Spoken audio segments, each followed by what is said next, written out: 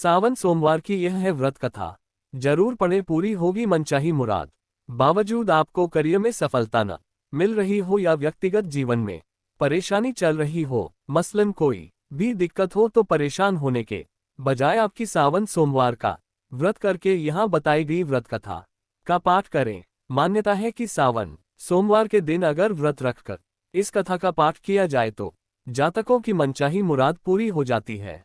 साहूकार था जो भगवान शिव का अनन्य भक्त था। उसके पास धन धान्य किसी भी चीज की कमी नहीं थी, लेकिन उसकी कोई संतान नहीं थी और वह इसी कामना को लेकर रोज शिवजी के मंदिर जाकर दीपक जलाता था। उसके इस भक्तिभाव को देखकर एक दिन माता पार्वती ने शिवजी से कहा कि प्रभु, ये साहूकार आपका अनन्य भक्त है, इसको किसी बात का कष्ट है तो आपको उसे अवश्य दूर करना चाहिए। शिवजी बोले कि हे पार्वती, इस साहूकार के पास पुत्र नहीं है, यह इसी से दुखी रहता है। माता के कहने पर भोलेनाथ ने किया ये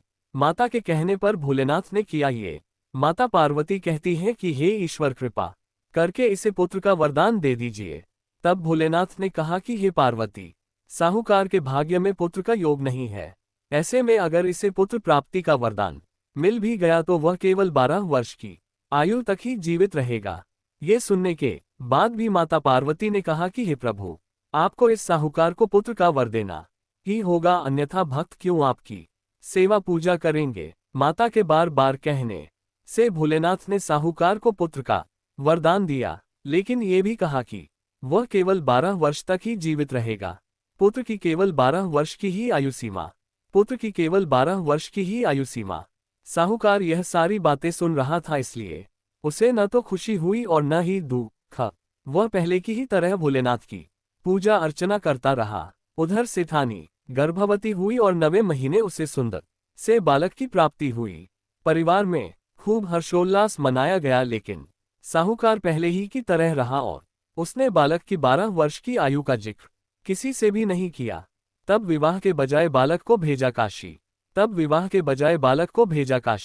जब बालक 11 वर्ष की आयु हो गई तो एक दिन साहूकार की सेठानी ने बालक के विवाह के लिए कहा, तो साहूकार ने कहा कि वह अभी बालक को पढ़ने के लिए काशी जी भेजेगा। इसके बाद उसने बालक के मामा जी को बुलाया और कहा कि इसे काशी पढ़ने के लिए ले जाओ और रास्ते में जिस भी स्थान पर रुकना वहां यज्ञ करते और ब्राह्मणों को भोजन कराते हुए आगे बढ़ना। उन्होंने भी इसी तरह करते हुए जा रहे थे कि रास्ते में एक राजकुमारी का विवाह था, जिससे उसका विवाह होना था। वह एक आंख से काना था। तो उसके पिता ने जब अति सुंदर साहूकार के बेटे को देखा तो उनके मन में आया कि क्यों न इसे ही घोड़ी पर बिठाकर शादी के सारे कार्य संपन्न करा लिए जाएं।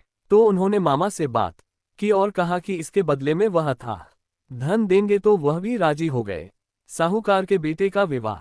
इसके बाद साहूकार का बेटा विवाह की बेदी पर बैठा और जब विवाह कार्य संपन्न हो गए तो जाने से पहले उसने राजकुमारी की चुंदरी के पल्ले पर लिखा कि तेरा विवाह तो मेरे साथ हुआ, लेकिन जिस राजकुमार के साथ भेजेंगे वह तो एक आंख का काना है। इसके बाद वह अपने मामा के साथ काशी के लिए चला गया।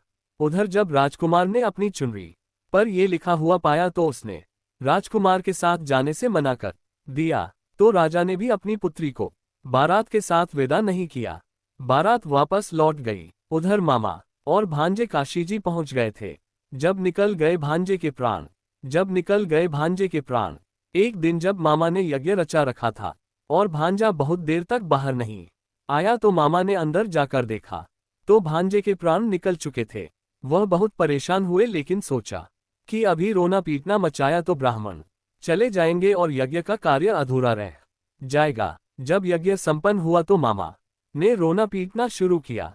उसी समय शिव पार्वती उधर से जा रहे थे तो माता पार्वती ने शिवजी से पूछा, हे प्रभु, ये कौन रो रहा है? तभी उन्हें पता चलता है कि ये तो भोलेनाथ के आशीर्वाद से जन्मा साहूकार का पुत्र है। मां पार्वती के कहने पर भोले ने दिया जीवन दान। तब माता पार्वती कहती हैं कि हे स्वामी, इसे जीवित कर दे, अन्यथा रोते रोते इसके माता पिता के प्राण निकल जाएंगे। तब भोलेनाथ ने कहा कि हे पार्वती, इसकी आयु इतनी ही थी सो वह भोग चुका। लेकिन मां के बार बार आग्रह करने पर भोलेनाथ ने उसे जीवित कर दिया। लड़का ओम नमः शिवाय करते हुए जी उठा और मामा भांजे दोनों ने ईश्वर को धन्यवाद दिया और अपनी नगरी की ओर लौटे। रास्ते में वही नगर पड़ा और राजकुमारी ने उन्हें पहचान लिया। तब राजा ने राजकुमारी को साहूकार के बेटे के साथ बहुत सारे धन धान्य के साथ विदा किया। और ऐसी हुई शिवशंभू